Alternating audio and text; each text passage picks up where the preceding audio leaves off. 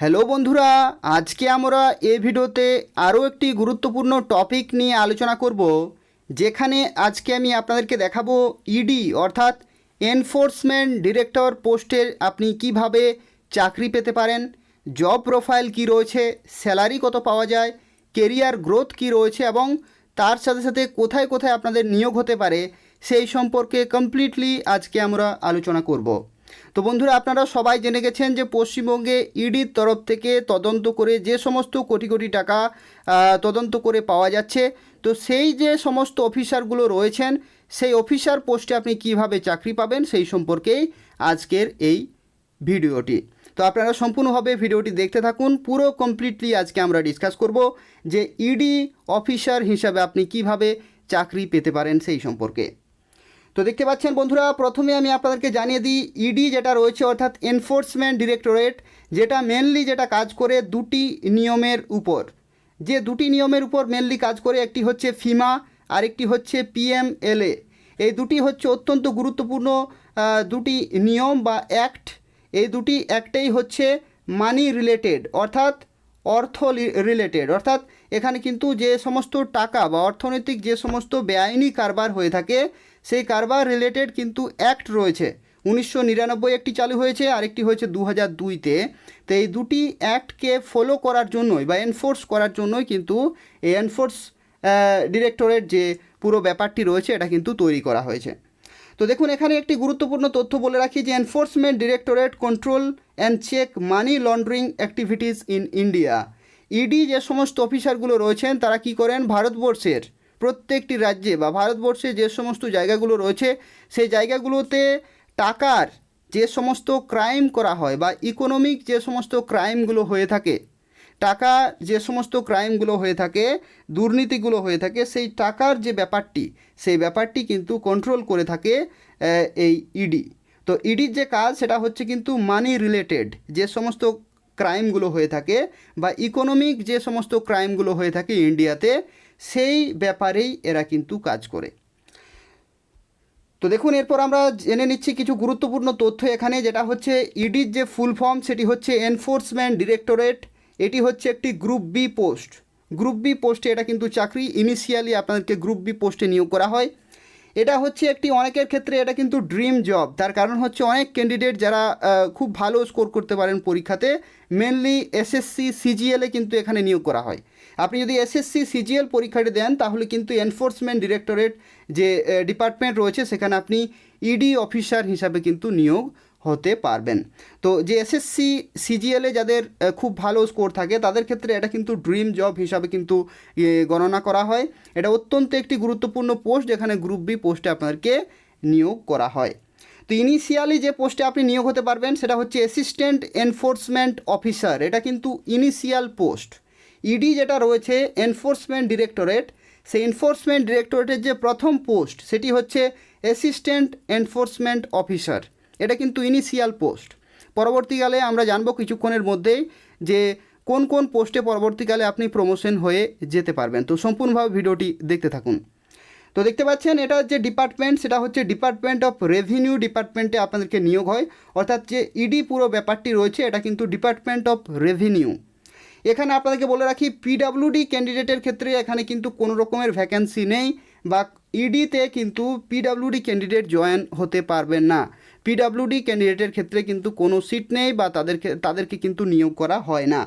এখানে যে বয়সের লিমিট থাকে সেটা হচ্ছে মিনিমাম 18 থেকে 30 বছর পর্যন্ত আপনি এখানে অ্যাপ্লিকেশন করতে পারবেন, প্লাস এসসি এসটি ওবিসিরা যা সরকারিভাবে বয়সের ছাড় পান সেটা কিন্তু পেয়ে যাবেন। তো এটা বন্ধুরা বলে রাখি, এসএসসির মাধ্যমে আপনাদেরকে ইডি যে এনফোর্সমেন্ট ডিরেক্টরেট যে রয়েছে অ্যাসিস্ট্যান্ট এনফোর্সমেন্ট অফিসার, এই পোস্টে আপনাদেরকে নিয়োগ করা হয়। তো এসএসসির যে সিজিএল পরীক্ষা রয়েছে সেই পরীক্ষার মাধ্যমে আপনি এই পোস্টে জয়েনিং নিতে পারবেন। তো দেখুন, এখানে গুরুত্বপূর্ণ তথ্য আপনাদের জেনে রাখা প্রয়োজন, সেটা হচ্ছে সিবিআই ভার্সেস ইডি। সিবিআই এবং ইডির মধ্যে পার্থক্য কী, সিবিআইয়ের কাজ কী এবং ইডির কাজ কী। তো দেখতে পাচ্ছেন সিবিআই যে ফুল ফর্ম সেটি হচ্ছে সেন্ট্রাল ব্যুরো অফ ইনভেস্টিগেশন, আর ইডির যে ফুল ফর্ম সেটি হচ্ছে এনফোর্সমেন্ট ডিরেক্টরেট। তো এই দুটি কিন্তু ইনভেস্টিগেশন বা ক্রাইম রিলেটেড কিন্তু যে সমস্ত ব্যাপারগুলো হয়ে থাকে ভারতবর্ষে সেই ক্রাইমগুলো হ্যান্ডেল করার জন্যই কিন্তু এরা কাজ করে। কিন্তু এই দুটির ক্ষেত্রে তুলনা রয়েছে। তুলনা কিভাবে রয়েছে, যে সিবিআই কিন্তু কাজ করে যে সমস্ত করাপশনগুলো হয়ে থাকে ভারতবর্ষে যে সমস্ত কেস অফ করাপশনগুলো হয়ে থাকে সেই রিলেটেড কিন্তু কাজ করে সিবিআই। আর ইডি কাজ করে যদি সেখানে টাকা ব্যাপারটি চলে আসে, অর্থাৎ মানি লন্ডারিংয়ের যে সমস্ত কেসগুলো রয়েছে, মানে ইকোনমিক্যালি যে সমস্ত ক্রাইমগুলো হয়ে থাকে সেই রিলেটেড কাজে ব্যস্ত থাকে ইডি অফিসাররা। আর সিবিআই অফিসাররা কিন্তু কাজ করে কেস অফ করাপশন যে সমস্ত হয়ে থাকে। এই দুজনের যে দুটি পুরো ডিপার্টমেন্ট রয়েছে, এই দুটি ডিপার্টমেন্টের যে কাজ প্রায় সিমিলার, কিন্তু যদি কোনো মানি রিলেটেড হয়ে থাকে তাহলে ইডিরা কাজ করবেন, আর যদি নর্মাল হয়ে থাকে তাহলে সেক্ষেত্রে করাপশন হয়ে থাকে তাহলে সেক্ষেত্রে কিন্তু সিবিআইরা কাজ করবেন। এখানে বলে রাখি, সিবিআইদের যে হেডকোয়ার্টার সেটি হচ্ছে নতুন দিল্লি, নিউ দিল্লি, আর ইডির ক্ষেত্রেও যে হেডকোয়ার্টার সেটা হচ্ছে নিউ দিল্লি। তো এই হেডকোয়ার্টার কিন্তু সেম রয়েছে, কিন্তু এদের যে কাজ সেটা কিন্তু একটু আলাদা রয়েছে। ইডির ক্ষেত্রে যে ইকোনমিক্যালি যে সমস্ত ক্রাইমগুলো হয়ে থাকে ভারতবর্ষে সেই ব্যাপারটি এরা পুরো কন্ট্রোল করে। আর সিবিআইয়ের ক্ষেত্রে যে সমস্ত কেস অফ করাপশনগুলো হয়ে থাকে সেই ক্ষেত্রে সিবিআই কাজ করে। তো এটাই হচ্ছে তফাৎ সিবিআই এবং ইডির ক্ষেত্রে। এরপর আমরা সরাসরি চলে যাব ইডি সিলেকশন প্রসেস। আপনি একজন ইডি অফিসার কিভাবে হতে পারবেন, অর্থাৎ অ্যাসিস্ট্যান্ট এনফোর্সমেন্ট অফিসার হিসাবে কিভাবে জয়েনিং নিতে পারবেন ইনিশিয়ালি। তো তার জন্য বলে রাখি বন্ধুরা, এখানে দুটি প্রসেস রয়েছে, টোটাল দুটি প্রসেস রয়েছে। একটি হচ্ছে পরীক্ষার মাধ্যমে নিয়োগ হয়ে থাকে, আর একটি হচ্ছে বিভিন্ন যে সমস্ত সিনিয়র অফিসারগুলো রয়েছেন অলরেডি যারা বিভিন্ন ডিপার্টমেন্টে ইনভেস্টিগেশনের কাজ করছেন তাদের থেকেও কিন্তু অফিসারদেরকে ইডিতে আনা হয়। তো দেখুন, ডিরেক্ট রিক্রুটমেন্ট যেটা রয়েছে সেখানে এসএসসি সিজিএল যে পরীক্ষা হয়ে থাকে, গ্র্যাজুয়েট লেভেলে যে এসএসসি সিজিএল পরীক্ষা হয়ে থাকে, সেই পরীক্ষার মাধ্যমেই কিন্তু এখানে কিন্তু এনফোর্সমেন্ট ডিরেক্টরেটের যে অফিসার পোস্টে আপনারা নিয়োগ হতে পারবেন। এটা হচ্ছে পরীক্ষার মাধ্যমে। আর আপনি যদি already customs and service excise ডিপার্টমেন্টে কাজ করছেন, কিংবা ইনকাম ট্যাক্সে কাজ করছেন, বা পুলিশ বা সিবিআইতে যদি আপনি কাজ করছেন, সেখান থেকে যে সমস্ত পার্টিকুলার অফিসাররা অলরেডি অতীতে ইকোনমিক্যালি কিছু তিনি যদি কাজ করে থাকেন বা ভালো পারফরমেন্স হয়ে থাকে, তাহলে সেই সমস্ত অফিসারদেরকে ইডিতে আনা হয়। অর্থাৎ রিলেটেড টু যদি ইকোনমিক্যালি যদি কোনো কাজ তারা করে থাকেন তাদেরকে কিন্তু ইডিতে আনা হয়। তো বুঝতেই পারছেন, দুটি টোটাল সিলেকশন প্রসেস রয়েছে। একটি হচ্ছে পরীক্ষার মাধ্যমে আমরা, অর্থাৎ পুরো ফ্রেশার্স ক্যান্ডিডেট এখানে কিন্তু এসএসসি সিজিএলের মাধ্যমে জয়েনিং নিতে পারবেন। আর যারা অলরেডি অফিসার হিসাবে কাজ করছেন বিভিন্ন দপ্তরে, তারাও কিন্তু ইডিতে জয়েনিং নিতে পারবেন। তো কোন কোন ক্ষেত্রে আপনারা আসতে পারবেন, যেটা হচ্ছে custom and central excise, income tax, police এবং সিবিআই। এই সমস্ত কাজে যদি আপনি অলরেডি অফিসার হিসাবে কাজ করছেন তাহলে সেখান থেকে ইডি হিসাবেও কিন্তু আপনি সেখানে অন ডেপুটেশন আপনি কিন্তু আসতে পারেন। তো এখানে আমি আপনাদেরকে বলে দিই, দেখুন এসএসসি সিজিএল সম্পর্কে একটুখানি বলে দিই যারা জানেন না তাদের ক্ষেত্রে। তো দেখুন, এসএসসি সিজিএল হচ্ছে একটি পরীক্ষা যেটা এসএসসি অর্থাৎ স্টাফ সিলেকশন কমিশনের মাধ্যমে প্রতি বছর হয়ে থাকে। প্রতি বছর এই পরীক্ষাটি হয়ে থাকে। এটা হচ্ছে স্টাফ সিলেকশন কমিশনের মাধ্যমে। সিজিএলের ফুল ফর্ম হচ্ছে, এটা কিন্তু হচ্ছে গ্র্যাজুয়েট লেভেল এক্সামিনেশন, ঠিক আছে? গ্র্যাজুয়েট লেভেল এক্সামিনেশন, এটা হচ্ছে কম্বাইন্ড গ্র্যাজুয়েট লেভেল এক্সামিনেশন, অর্থাৎ যারা গ্র্যাজুয়েট হচ্ছেন তাদের ক্ষেত্রে এই পরীক্ষাটি। আর সিএইচএসএল হচ্ছে যারা হায়ার সেকেন্ডারি করেছেন, অর্থাৎ ক্লাস 12 পাস করেছেন তাদের ক্ষেত্রে সিএইচএসএল হয়ে থাকে। আর এটা হচ্ছে সিজিএল, অর্থাৎ যারা গ্র্যাজুয়েট তাদের ক্ষেত্রে এই পরীক্ষাটি হয়ে থাকে। তো এই পরীক্ষার মাধ্যমে কিন্তু নিয়োগ হয়ে থাকে এনফোর্সমেন্ট ডিরেক্টরেটের যে ডিপার্টমেন্টগুলো রয়েছে সেই ডিপার্টমেন্টে বিভিন্ন অফিসার হিসাবে আপনি নিয়োগ হতে পারবেন। তো ইনিশিয়ালি যেটা নিয়োগ হতে পারবেন সেটা হচ্ছে অ্যাসিস্ট্যান্ট এনফোর্সমেন্ট অফিসার হিসাবে আপনি কিন্তু প্রথমে নিয়োগ হতে পারবেন। তো বলে রাখি বন্ধুরা, এসএসসি সিজিএলের মাধ্যমে যে নিয়োগ হয়ে থাকে সেটা হচ্ছে গ্রুপ বি পোস্টে এবং গ্রুপ সি পোস্টে এখানে নিয়োগ করা হয়ে থাকে। সেন্ট্রাল গভর্নমেন্টের যে সমস্ত ডিপার্টমেন্টগুলো রয়েছে বা মিনিস্ট্রিগুলো রয়েছে সেই সমস্ত জায়গাগুলোতে এসএসসি সিজিএলের মাধ্যমে নিয়োগ হয়ে থাকে গ্রুপ বি এবং গ্রুপ সি পোস্টে। তো এনফোর্সমেন্ট ডিরেক্টরেট অর্থাৎ ইডির যে সমস্ত অফিসারগুলো হয়ে থাকেন সেগুলো হচ্ছেন গ্রুপ বি পোস্টের, অর্থাৎ গ্রুপ বি পোস্টের সেটা কিন্তু চাকরি, এবং এটা হচ্ছে সেন্ট্রাল গভর্নমেন্টের চাকরি। এবং কোয়ালিফিকেশান এখানে যেটা চাই সেটা হচ্ছে মিনিমাম গ্র্যাজুয়েট, যে কোনো বিষয়ে যে কোনো শাখায় আপনি যদি গ্র্যাজুয়েট হয়ে থাকেন তাহলে আপনি এই পোস্টের জন্য অ্যাপ্লিকেশন করতে পারবেন। তো অ্যাপ্লিকেশন প্রতি বছর হয়ে থাকে। আর এদের যে অফিসিয়াল ওয়েবসাইট দেখতে পাচ্ছেন, এসএসসির অফিসিয়াল ওয়েবসাইটে আপনারা অ্যাপ্লিকেশন করতে পারবেন। এদের অফিসিয়াল ওয়েবসাইট হচ্ছে ssc.nic.in। এই অফিসিয়াল ওয়েবসাইটে এসএসসি সিজিএলের প্রতি বছর নোটিফিকেশন বেরোয়, সেখান থেকে যদি আপনি গ্র্যাজুয়েট হয়ে থাকেন তাহলে এই পরীক্ষাটি দিতে পারবেন। তো বলে রাখি, পরীক্ষার জন্য যে অ্যাপ্লিকেশন ফিজ লাগে সেটা হচ্ছে জেনারেল এবং ওবিসিদের ক্ষেত্রে 100 টাকা, আর মেয়েদের ক্ষেত্রে এবং আদার্স ক্যান্ডিডেটের ক্ষেত্রে কোনো টাকাই লাগে না, তারা বিনামূল্যে অ্যাপ্লিকেশন করতে পারেন। তো খুবই গুরুত্বপূর্ণ পোস্ট। এরপর আমরা সরাসরি চলে যাচ্ছি কোথায় কোথায় অফিস রয়েছে পশ্চিমবঙ্গে এবং তার সাথে সাথে ভারতবর্ষের বিভিন্ন রাজ্যে কোথায় কোথায় অফিসগুলো রয়েছে সেগুলো দেখুন এখানে লেখা রয়েছে। তো এখানে বলে রাখি বন্ধুরা, 3টি ক্যাটাগরিতে টোটাল অফিসগুলোকে ডিভাইড করা হয় ইডির তরফ থেকে। তো 3টি ক্যাটাগরি রয়েছে, একটি হচ্ছে রিজনাল অফিস, একটি হচ্ছে জোনাল অফিস, আর একটি হচ্ছে সাব জোনাল অফিস। তো রিজনাল অফিসে আপনি যদি চাকরি করেন তাহলে ক্ষেত্রে কিন্তু আপনাদের বেতনের তফাৎ থেকে অনেক বেশি, অর্থাৎ এই রিজনাল অফিসে সবচেয়ে বেশি বেতন পাওয়া যায়, জোনাল অফিসে তার থেকে একটু কম বেতন পাওয়া যায়, এবং সাব জোনাল অফিসে তার থেকে একটু কম বেতন পাওয়া যায়। অর্থাৎ আপনি কোন লোকেশনে চাকরি করছেন সেটার উপর ডিপেন্ড করছে যে আপনি কত টাকা বেতন পাবেন। তো এটাই হচ্ছে সম্পূর্ণ ব্যাপার। তার কারণ হচ্ছে রিজনাল অফিসে কাজের চাপ বেশি থাকে, জোনাল অফিসে একটু কম থাকে, আর সাব জোনাল অফিসে তার থেকে একটু কম থাকে। এখানে আরও একটি গুরুত্বপূর্ণ তথ্য আপনাদেরকে বলে রাখি, রিজনাল অফিসের দেখতে পাচ্ছেন এখানে headed by special directorate of enforcement department. যে সমস্ত রিজনাল অফিসগুলো থাকে সেগুলো কার দ্বারা সেখানে কন্ট্রোল করা হয়, সেটি হচ্ছে special directors of enforcement department. আর যে সমস্ত জোনাল অফিসগুলো রয়েছে সেগুলো কন্ট্রোল করা হয়, দেখতে পাচ্ছেন এখানে joint directorate of enforcement department. আর সাব জোনাল যে সমস্ত অফিসেসগুলো রয়েছে সেখানে কন্ট্রোল করা হয় deputy directors of enforcement department. ঠিক আছে, তো এই সমস্ত গুরুত্বপূর্ণ তথ্যগুলো এখান থেকে আমরা জানতে পারলাম। তো দেখতে পাচ্ছেন এই সমস্ত যে সমস্ত সিটিগুলো রয়েছে এখানে প্রত্যেকটি জায়গাতেই কিন্তু ইডির অফিস রয়েছে। ঠিক আছে, ভারতবর্ষের এমন কোনো জায়গা নেই যেখানে ইডির অফিস নেই, প্রত্যেকটি জায়গাতে রয়েছে। এবং সেই সমস্ত জায়গাগুলোতে অর্থনৈতিক দিক থেকে যে সমস্ত ব্ল্যাক মানি রিলেটেড বা ইকোনমিক্যালি যে সমস্ত ক্রাইমগুলো হয়ে থাকে সেই ক্রাইমগুলো কন্ট্রোল করার জন্য এই ইডি কিন্তু কাজ করে। এরপর আমরা সরাসরি চলে যাচ্ছি এখানে কেরিয়ার গ্রোথ, অর্থাৎ আপনি যদি অ্যাসিস্ট্যান্ট এনফোর্সমেন্ট অফিসার হিসাবে আপনি যদি এসএসসি সিজিএলের মাধ্যমে আপনি যদি জয়েনিং নিতে পারেন তাহলে আপনি কিভাবে এখানে প্রমোশন পাবেন সেই ব্যাপারে আমি এখানে আপনাদেরকে জানিয়ে দিচ্ছি। তো বন্ধুরা, প্রথমে আপনাদেরকে বলে রাখি, যদি আপনি অ্যাসিস্ট্যান্ট এনফোর্সমেন্ট অফিসার হিসাবে জয়েনিং নিতে পারেন প্রথমে, তারপরে আপনাদের যে প্রমোশন হবে সেটা হচ্ছে এনফোর্সমেন্ট অফিসার। এনফোর্সমেন্ট অফিসার হিসেবে আপনি পরবর্তীকালে প্রমোশন হয়ে যেতে পারবেন। তারপরে আপনার যে প্রমোশন হবে সেটি হচ্ছে অ্যাসিস্ট্যান্ট ডিরেক্টর, তারপরে হবে ডেপুটি ডিরেক্টর, তারপরে হবে জয়েন্ট ডিরেক্টর, তারপরে হবে এডিশনাল ডিরেক্টর এবং তারপরে হবে স্পেশাল ডিরেক্টর। এটা হচ্ছে উচ্চ পদ। ইডির ক্ষেত্রে সবচেয়ে উচ্চ পদ হচ্ছে স্পেশাল ডিরেক্টর, এবং তারপরে রয়েছে কিন্তু এটা আপনি এসএসসি সিজিএলের মাধ্যমে হতে পারবেন, এটা হচ্ছে লাস্ট। স্পেশাল ডিরেক্টর হিসেবে আপনি কিন্তু জয়েনিং নিতে পারবেন।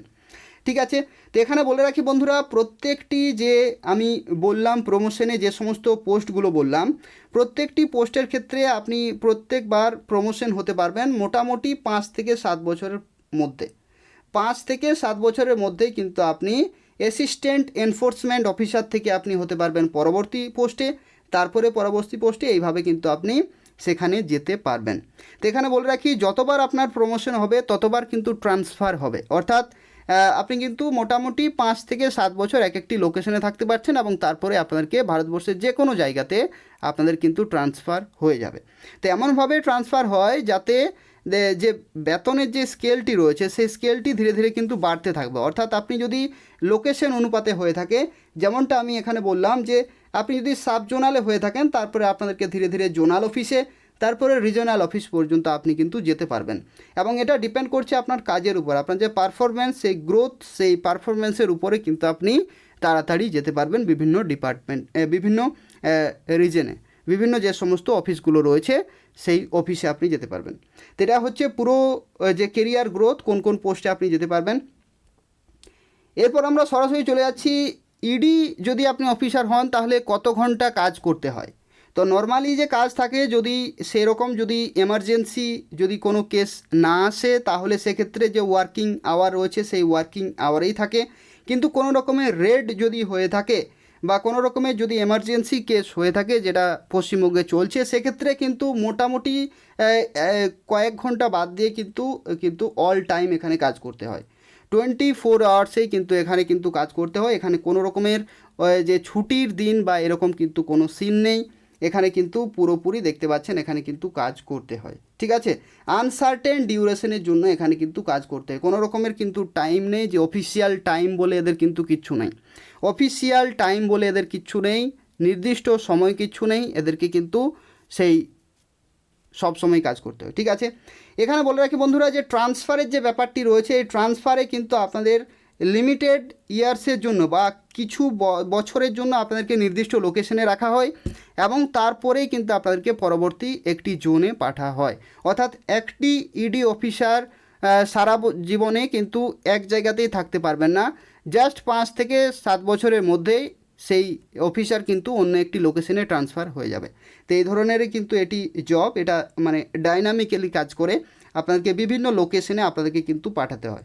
এখানে দেখুন বলা রয়েছে যে অ্যাটলিস্ট 3 ইয়ার্স পর্যন্ত আপনি কিন্তু থাকতে পারছেন, ম্যাক্স টু অ্যাটলিস্ট আপনি কিন্তু এখানে কিন্তু 3 ইয়ার্স পর্যন্ত আপনি থাকতে পারছেন কোনো একটি লোকেশনে পার্মানেন্ট হিসাবে, কিন্তু 3 বছরের পরে আপনাদেরকে কিন্তু ট্রান্সফার করে দেওয়া হয়। এরপর আমরা সরাসরি চলে যাচ্ছি, শেষে আমরা ডিসকাস করব কত স্যালারি পাওয়া যায় সেই হিসাবে। তো যেমনটা আমি আপনাদেরকে বললাম যে কোথায় আপনাদের নিয়োগ হবে, তো যদি আপনাদের সেই সমস্ত লোকেশনে নিয়োগ হয় যে সমস্ত লোকেশনগুলোতে বেশি এই ইকোনমিক্যালি যে সমস্ত ক্রাইমগুলো হয়ে থাকে, সেখানে আপনাদের স্যালারি একটু বেশি হবে। তো দেখুন এখানে 3টি ক্যাটাগরিতে টোটাল ভারতবর্ষের সিটিগুলোকে ডিভাইড করা হয়। একটি হচ্ছে এক্স সিটি, একটি হচ্ছে ওয়াই সিটি, আর একটি হচ্ছে জেড সিটি। তো এক্স সিটির ক্ষেত্রে আপনাদের বেতন দেখতে পাচ্ছেন এখানে কিন্তু 24% এখানে দেওয়া হয়, বেসিক পের 24%। আর আপনি যদি ওয়াই সিটিতে আপনি যদি চাকরি করেন তাহলে বেসিক পের এখানে কিন্তু 16% আপনি পাবেন। আর আপনি যদি জেড সিটিতে কাজ করেন তাহলে বেসিক পের 8% আপনি পাবেন। তো দেখতে পাচ্ছেন এখানে বেসিক পে যেটা রয়েছে সেই বেসিক পের উপরেই কিন্তু আপনাদের পুরো স্যালারিটা ডিপেন্ড করছে। তো এখানে এনফোর্সমেন্ট অফিসার হিসাবে আপনি যদি জয়েনিং নিতে পারেন তাহলে আপনাদের যে বেসিক পে সেটা হচ্ছে 47,600 টাকা। এটা হচ্ছে কারেন্ট বেসিক পে, 47,600 টাকা হচ্ছে বেসিক পে। এখান থেকে ডিএ পাওয়া যায় 17%, 70% অর্থাৎ এখানে কিন্তু 8,092 টাকা হচ্ছে। আর এখানে যে হাউস রেন্ট অ্যালাউন্স যেটা পাওয়া যায় এইচআরএ, এটা দেখতে পাচ্ছেন এক্স সিটির জন্য রয়েছে 24%, ওয়াই সিটির ক্ষেত্রে 16 এবং জেড সিটির ক্ষেত্রে 8% পাওয়া যাচ্ছে। তো এখানে বলে রাখি আমি এখানে দেখতে পাচ্ছেন এখানে যে হিসাবটি আমি করে রেখেছি এটা হচ্ছে এক্স সিটির ক্ষেত্রে, অর্থাৎ সর্বোচ্চ বেতন কত হতে পারে সেটা আমি আপনাদেরকে দেখিয়ে দিচ্ছি। এখানে দেখুন এই যে ট্রান্সপোর্ট যে সমস্ত অ্যালাউন্স রয়েছে সেখান থেকে আপনারা 2,106 টাকা পাবেন। এখানে স্পেশাল অ্যালাউন্স কিন্তু রয়েছে। স্পেশাল অ্যালাউন্স কাদের জন্য? এটা হচ্ছে sub inspector in CBI, ED অথবা আইবিতে, ইন্টেলিজেন্স ব্যুরোতে যদি আপনি পান তাহলে সেখান থেকে স্পেশাল অ্যালাউন্সগুলো দেওয়া হয়। তো স্পেশাল অ্যালাউন্স রয়েছে 20%।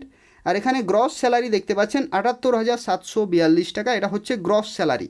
কিন্তু গ্রস স্যালারি আপনি ইন হ্যান্ড পাবেন না, আপনি পাবেন 65 থেকে 70,000 টাকা পার মান্থ ইনিশিয়ালি। তার কারণ কি, বিভিন্ন পেনশনের ব্যাপার থাকে এবং ইনকাম ট্যাক্সের বিভিন্ন ব্যাপার থাকে, সেগুলো থেকে এগুলো ডিডাক্ট করা হয়। এবং তারপরে যে ইন হ্যান্ড স্যালারি যেটা মিনিমাম আপনারা সবাই পাবেন, যেটা ইনিশিয়ালি যে কোনো লোকেশনে যেটা পাওয়া যাবে সেটা হচ্ছে 65,000 ইনিশিয়াল স্যালারি পাবেনই, এবং 70,000 পর্যন্ত বিভিন্ন লোকেশনের উপর ডিপেন্ড করছে যে আপনার কত স্যালারি থাকবে। তাহলে 65 থেকে 70,000 কাছাকাছি আপনাদের স্যালারি কিন্তু ইনিশিয়ালি হয়ে থাকে। আর যেমনটা আমি বললাম যে সমস্ত প্রমোশনগুলো হয়ে থাকে, তো যদি আপনি অ্যাসিস্ট্যান্ট এনফোর্সমেন্ট অফিসার থেকে পরবর্তী পোস্টে যান তাহলে সেক্ষেত্রে কিন্তু আপনাদের স্যালারি বেড়ে যাবে। তারপরে বাড়তে বাড়তে ধীরে ধীরে কিন্তু অনেক স্যালারি এখানে কিন্তু আপনি সেখান থেকে পেতে পারেন, ঠিক আছে। তো এটাই হচ্ছে সম্পূর্ণ তথ্য। অর্থাৎ ইডি ব্যাপারে যে পশ্চিমবঙ্গে বর্তমানে চলছে, যে বিভিন্ন জায়গা থেকে কোটি কোটি টাকা তদন্ত করে পাওয়া যাচ্ছে বিভিন্ন ফ্ল্যাটে, তো সেই যে ব্যাপারটি রয়েছে বা ইডি যে সমস্ত অফিসারগুলো রয়েছেন তারা কিভাবে নিয়োগ হয়েছেন বা সেই সমস্ত চাকরিগুলো কিভাবে পাওয়া যায় সেই সম্বন্ধে আজকে আমরা এই ভিডিওতে কমপ্লিটলি ডিসকাস করলাম। আশা করি আপনারা সম্পূর্ণ ডিটেলে বুঝতে পেরেছেন। তবু যদি কোনো প্রশ্ন থাকে অবশ্যই ভিডিও নিচে আমাকে কমেন্ট করে জানান, আমি আপনাদেরকে সঙ্গে সঙ্গে সেই আপডেটটি দিয়ে দেবো। এবং তার সাথে সাথে বন্ধুরা বলে রাখি, আমাদের চ্যানেলটি সাবস্ক্রাইব করুন পশ্চিমবঙ্গের এবং কেন্দ্রীয় সরকারের বিভিন্ন চাকরি আপডেট নিয়মিত পেতে হলে। ধন্যবাদ।